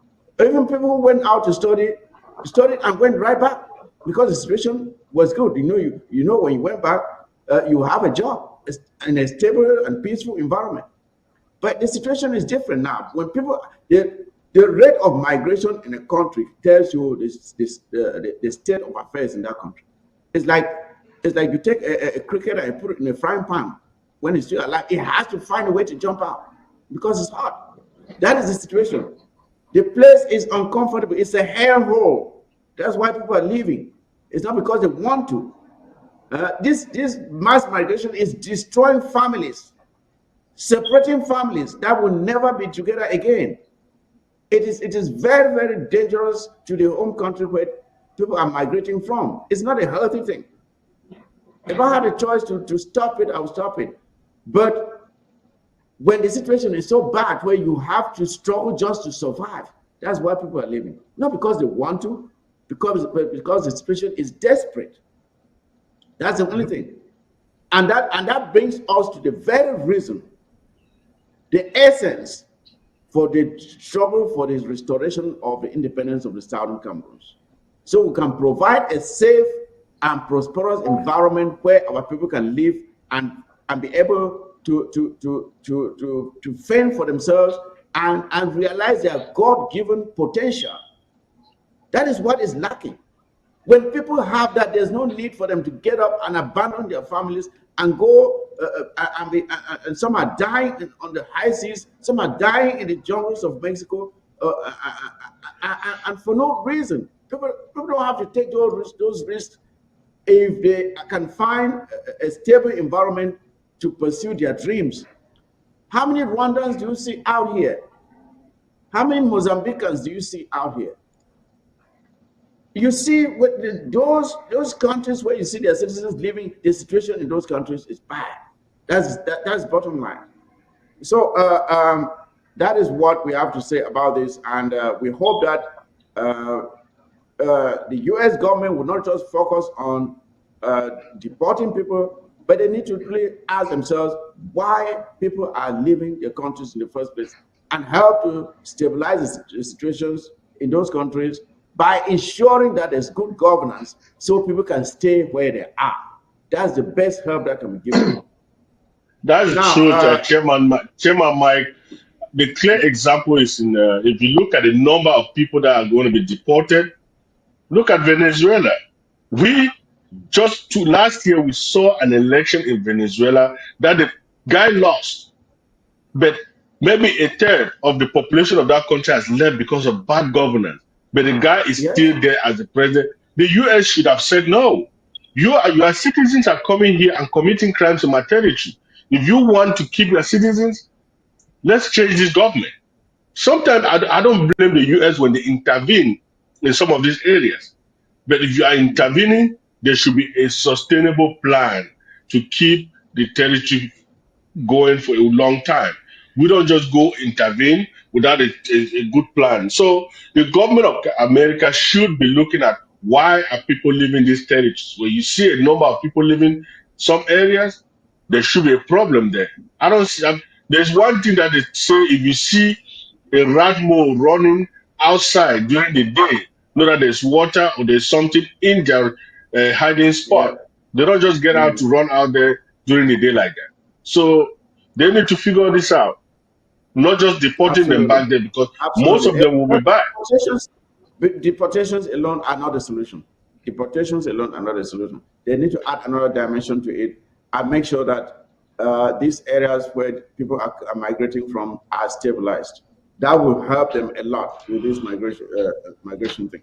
Now, I want us to talk about something else now, which is I know Ambazonians have been yearning for quite some time now and saying that we want Ambazonians to come together and so we can fight this annexation that our territory has been taken over by the Cameroon. And for quite some time, Efforts have been done behind the scenes for quite some time. I'm here referring to the Consultative Commission, which has now taken the lead in making sure that Ambazonians come together and speak with one voice. And as we speak, there is a conference, a summit for the leaders of Ambazonia to come together and try to start presenting this unified front. And this summit is supposed to hold sometime this February, and the venue is yet to be decided, but it's going to hold this February. I can assure you that it's going to hold this February. And thereafter, there are plans to make sure that there is an all Ambazonia conference after the leaders have met and agreed on a few items. So I'm here saying that coming up this February, the Ambazonian leaders will come together. And this is the time when, if you are a leader, if you are a recognized leader of any movement in this struggle, it is time for you to join others in the Consultative Commission to make other leaders that are being put together by the Consultative Commission to make sure that you form this team. Because after the leaders would have met, a list will be sent out of those who were in attendance, and Ambazonians will be able to tell those who are against unity and collaboration. Those who are not able to be part of this initiative and who continue to stand out will be seen as those who are obstructing this unity, this spirit of unity, this wind of unity and collaboration that is now building within our movement. So I'm here saying that in the days ahead, you should be hearing, maybe we will try to see if we can bring at least some of the leaders to come out here, maybe on ABS TV, and talk to you before their summit or after the summit to give you the assurance that what I'm saying here is true. So, Dr. Mwambe, I don't know, I think you've heard of this too. I don't know if you have anything to say to Ambazonians or to the other leaders out there who may still be standing out. I know most of the leaders are in already, but not everybody's in yet. If you have something to say to them, please go ahead.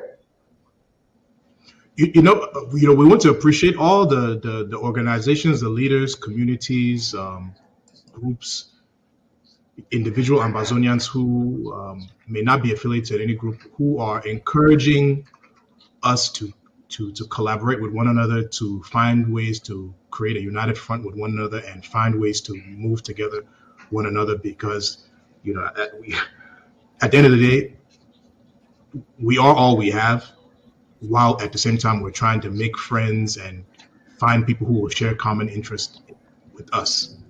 So any particular organization, any leader who may be hesitant about finding a way to work with those who are coming together in this leadership conference, it is now or never to start to talk to your fellow brothers and sisters who are Ambazonians. Yes, some things have happened in the past that make everyone to be hesitant, about collaboration and unity. But what are you going to do at this point? What are you going to do? You have to talk with people who are on the same team with you, people who have the same aspirations as you. Because if I always ask this question, if when people are making this statement that, oh, this person has been bought out, or La Republic de Cameroon has done this, and then you ask yourself, okay, if you are saying that about everyone, then who are you really fighting to liberate? Because it only sounds like you're the only person that wants to be liberated, and you're not the only person who was an Ambazonian. So stop making all these claims that, for me, don't really have a lot of substance, and find a way to collaborate with your fellow Ambazonians, because the governing of a country, the ruling of a country, the management of a country, providing oversight for a country, you're not going to be doing it with just the people that you like. You're also going to be doing it with people that may not agree 100% with you. I mean, those of us who live in America, we see what's going on in the political system here. And the Democrats and the Republicans, as the predominant parties, they still find a way to manage this country together, even though they have different political ideologies when it comes to certain things. And we Ambazonians, we have to do the same thing. We can even copy from our brothers in La Republic du Cameroon, brothers and sisters in La Republic du Cameroon, who, they work with Issa Chiroma. Is Issa Chiroma a CPDM person? No, he's his own political party, but hasn't Dictator Biya found a way to give him a political post? To bring him in. Yeah. And then they collaborate in subjugating everyone else. So, we Ambazonians, we need to learn the lessons that sometimes you don't have to be in love with each other in order to collaborate. Exactly. You have to love the person that is also fighting for your collective freedom. You don't have to be in love with them.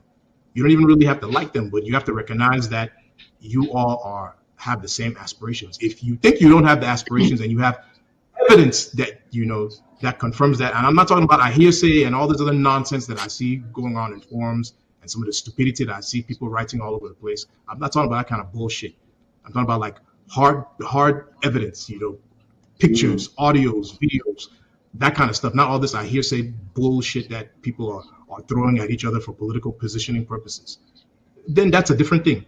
But if you see people who are actually engaged, who are trying to motivate Ambazonians to remain committed, if you see people who are organizing meetings so Ambazonians can come and talk to each other, if you're seeing people who are trying to organize reconciliation efforts for Ambazonians to reconcile with one another, if you see people who are calling Ambazonians to listen to the history of other liberation struggles so we can get an idea of what's going on, if you see people who are trying to encourage the reorganization of our communities, if you see people who are, trying to figure out how we consult with each other and, and bringing together people in a commission where we can consult each other on how we need to manage our liberation struggle, have oversight of our liberation struggle, that is evidence of people who believe in the liberation of Ambazonia, and you should find your way to work with these people and stop sabotaging them and making all kind of ad hominem attacks and lies and slander. That is not helping us get anywhere.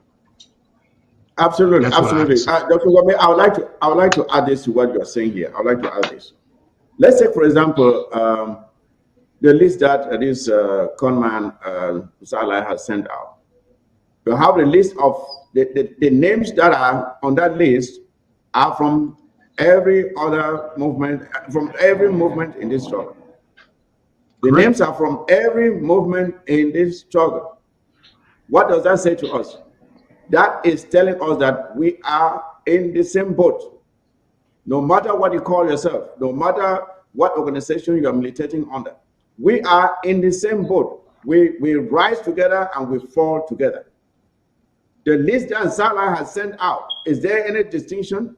Has he just said, okay, this person is from this other organization, I'm keeping them out? We are all in it. And this is a time for us to realize that our destiny is tied together. We are together in this, and we need to stop being foolish and realize that we have to hold our hands together and get out of this mess. No single organization is going to free Ambazonia. It will have to be a collective effort. And the sooner people realize that, the better for us. Okay? That is what is going to happen. And we need to realize that and start acting as such, knowing that we are. Comrade Chris's name is there. Sako is there. Dr. Akwanga is there. Bo Herbert is there. Dr. Akwanga is there. Chairman Komita Elvis is there. Komita is there. They're all in there.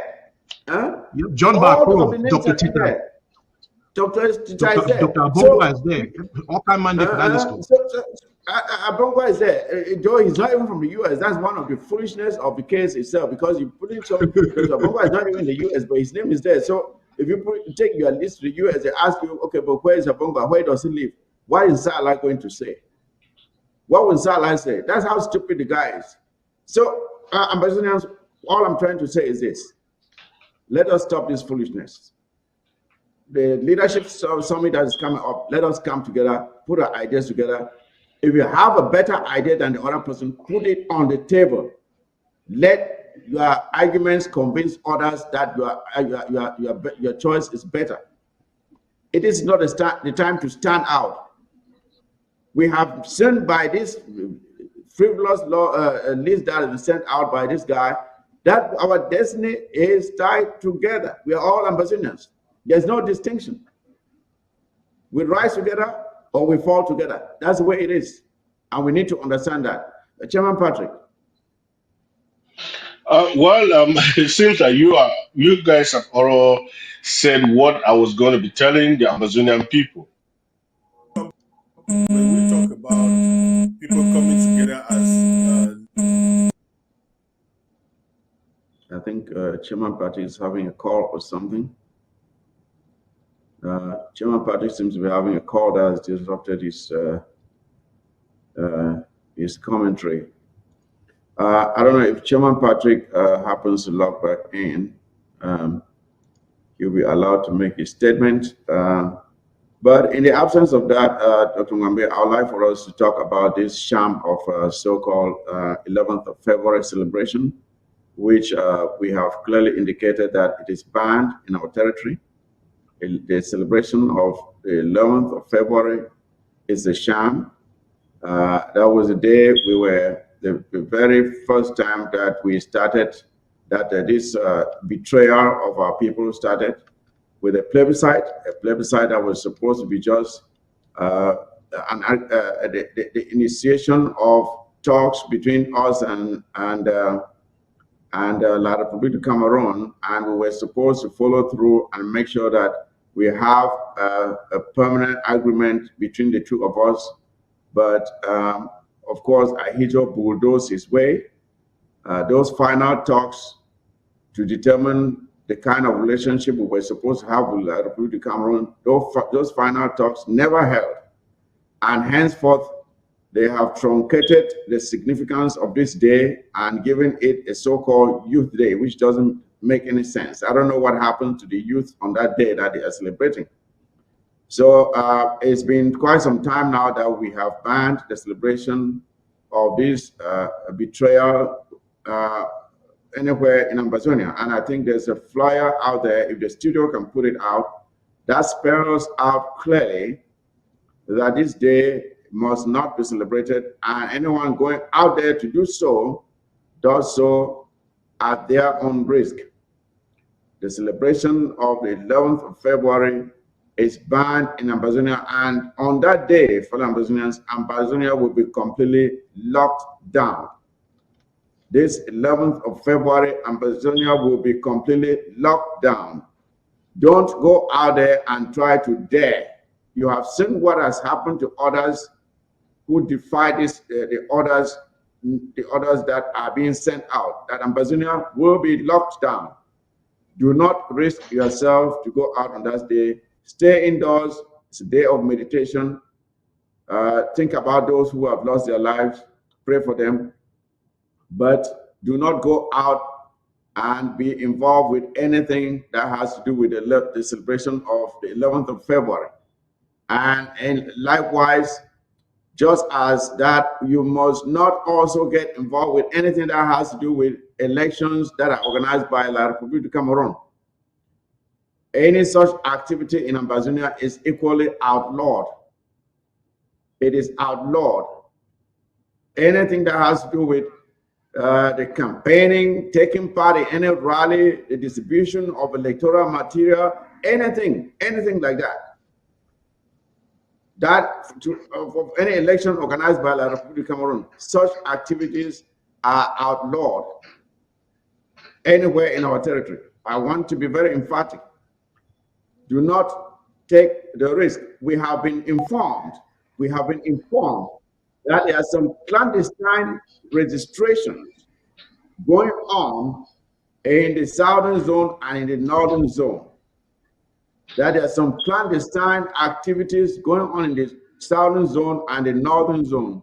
We are warning those who are involved in these activities, please stop. Do not get caught engaging in these activities. You will not like what will happen to you. So I hope this warning is well received. And for those who have not gotten it here, please circulate this information so it goes far and wide. We don't want any person to be victimized innocently. Dr. Ngombe, I don't know if you have anything more to add to what I just said here. The only thing I'll add here is that I'm not really sure who goes out and celebrates the day that they were put into bondage and changed. And that's essentially what the 11th February, these celebrations, I don't even know, this should be more of a memorial service where we mourn the loss of the liberated nation, or the nation that was supposed to be executing its own sovereignty. This should be more of a day of mourning. This is a day where, again, like I said earlier at the start of the show, the international community, because of its infatuation with communism and capitalism, made a grave error and did not conduct a plebiscite. They did not conduct a referendum that actually captures the aspirations of the Ambazonian people. And it is those of us who are here, it is our right, it is our destiny to fix this historical error. And that's what we're working on now. So my fellow Ambazonians, please stay home. Review the history of our nation. If you're not aware of the history of our nation, go back and review the history of our nation.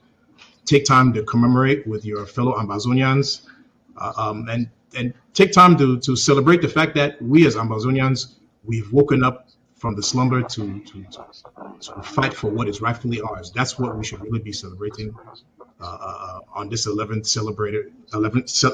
February in the comfort of our homes, and when we finally secure our sovereignty, when we finally secure our freedom, and our flags are hoisted at our post offices, at our town squares, and our government offices, we will actually have a more proper Independence Day celebration at that point. But this one is a big no-go, because it is a celebration of our enslavement, and nobody celebrates their enslavement.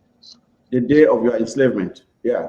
Nobody celebrates the day of their enslavement. It is foolish. And let me just read this flyer for those who may not be able to read it from the screen.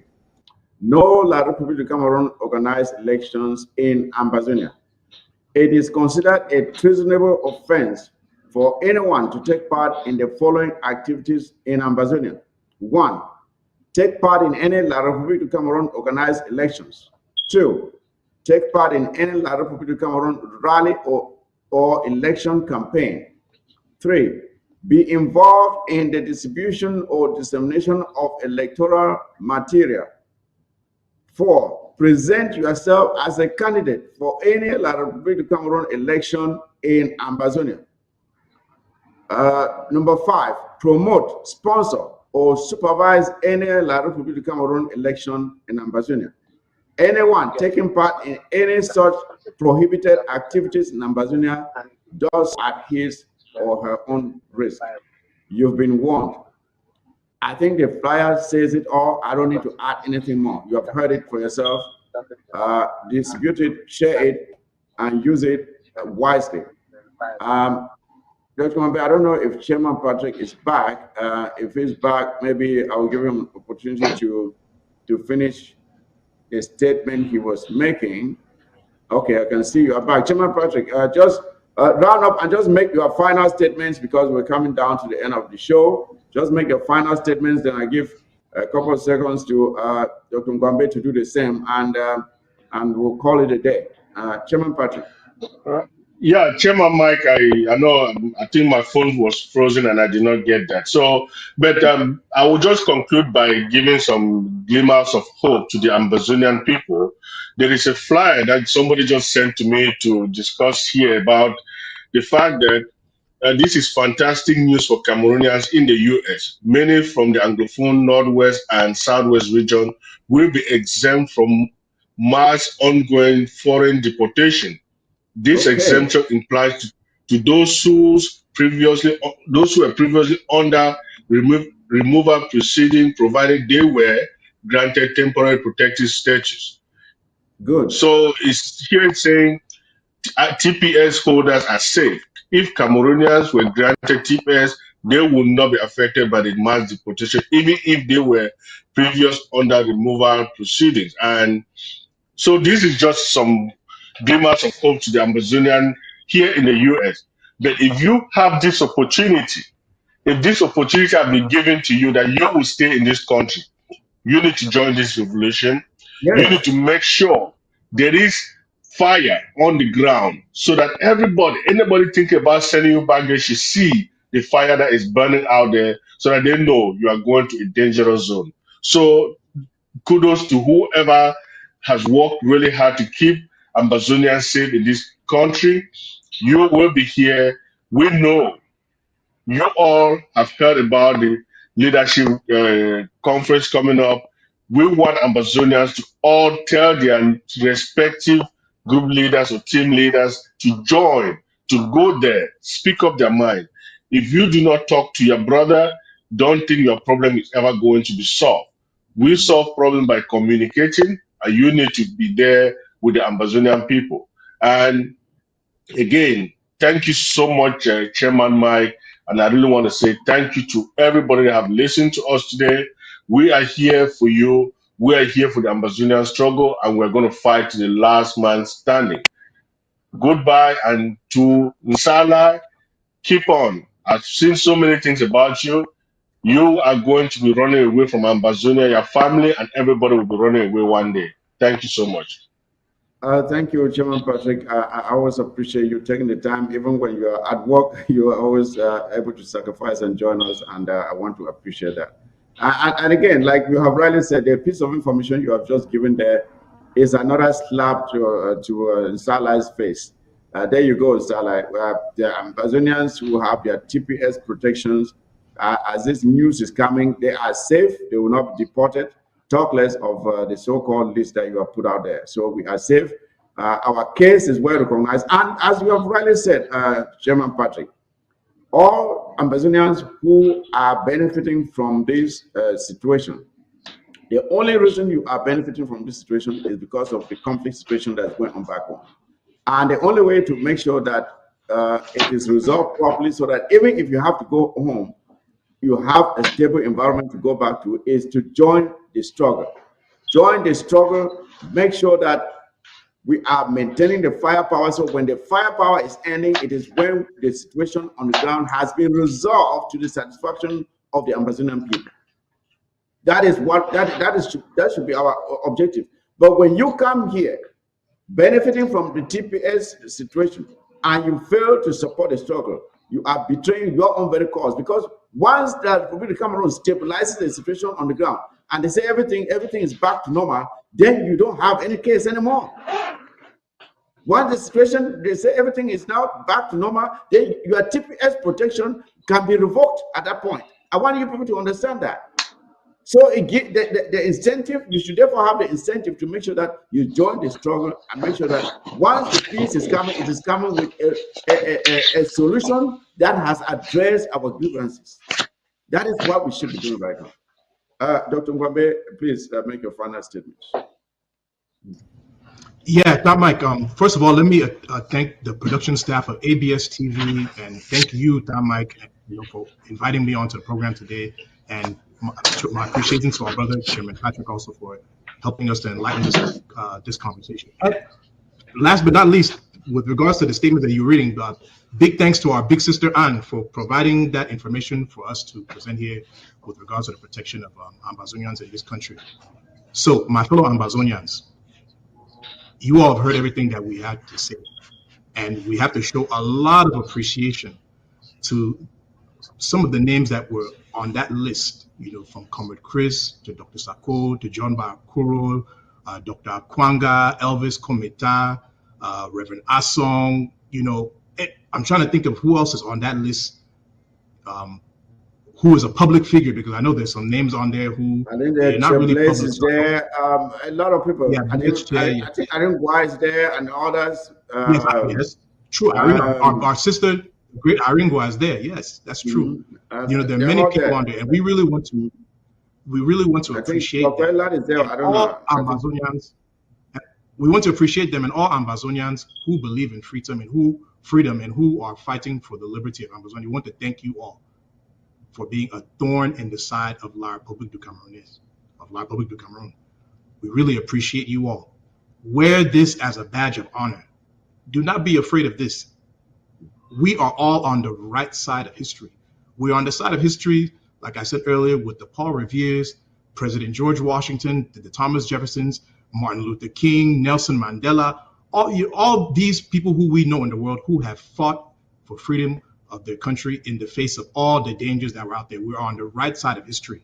So do not be worried about this nonsense that this guy is trying to put out there.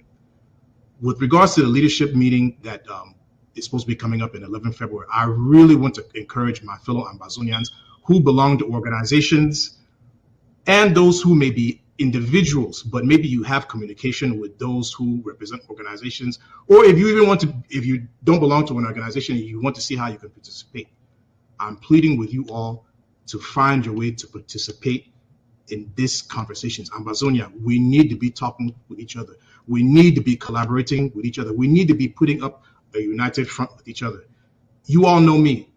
My role model for liberation is the United States of America. So I'm going to end with a quote from a famous revolutionary who was part and parcel with the success of the United States liberation fight against England. And what he said was, "We must indeed all hang together, or most assuredly, we shall hang separately."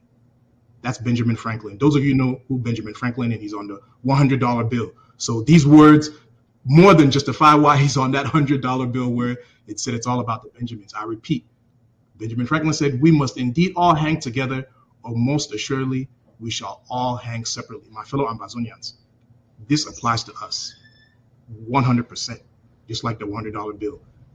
Either we do this together, or we're going to be in the wilderness for a very, very, very long time until we get it right.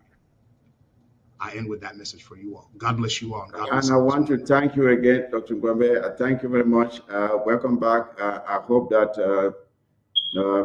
the work schedule will allow you to be here more often so that we continue to motivate and enlighten our people who are yearning for encouragement and knowledge and direction at this point in time in this struggle. So again, I thank you so much. Yes, fellow Ambazonians, we're coming to the end of the show here today. I just want to reiterate some of the points we have talked about today, especially with regards to our chiefs. Our chiefs, we are calling on you, please, be the true representatives of your own people. Stop selling your people for pocket change. You are supposed to be the custodians of your culture. You're supposed to be the protectors of your people. You have to put the well-being of your people in front of you and make sure that you are doing everything to make sure that they are safe and secure. Don't go to La Republic Cameroon and collect some pocket change and sell the dignity, liberty, and safety of your people. We've seen, I think one of the chiefs, it was out there in the West, whose palace was destroyed, and he was being chased around because the people were not happy with what he has done. And that is what many of you are doing. I'm encouraging you to do the right thing and stop betraying your people because of money. And now, again, you have heard the advice we have given you when it comes to deportations. Make sure you have all of your stuff intact. The good news is we are getting the information here that those who already have your TPS protection status, you are safe. You will not be deported. So that's good news for us. And that is what we want to see. With regards to the Insala case, I think we've said everything we can say. The only thing, the assurance I want to give to you is that don't be afraid. No leader will be deported to La Republic Cameroon. None. Nobody is leaving the US to be sent back to La Republic Cameroon. This thing would not even be read anywhere in any US Department of Homeland Security. It will not even be read by anybody. The thing will simply be tossed into the trash can because this guy does not have the credentials to even file such a case. He doesn't have it. Then, of course, with the leadership summit, we want to encourage the leaders who have already signed up and those who are yet to sign up to please reach out to your own comrades. Let's stand together at this point in time and show unity of purpose and resolve to make sure that we fight and we get back our homeland at a time when our people are frightened and confused, not only out here in the diaspora, but even back at home. It is time for us to put our personal differences aside and work for the common good of our people. I hope that you really reach down and think about the consequences of your actions and do the right thing for our people. I don't know how else to put it. Just do the right thing. That's all I have to say. Now, with regards to the celebration of 11th February, of course, we know it is banned in Ambazonia. And it's in our subsequent programs, we will try to reiterate this point and to enlighten our population to get ready to and make sure that that day you stay at home. With that, ladies and gentlemen, I want to thank you for watching. For those who were not able to join us live today, please share this video with them so that you can benefit from the information we have put out here. So with that, ladies and gentlemen, I say take good care of yourselves. And as you do that, take good care of each other. And with that, the war zone is out. Good night.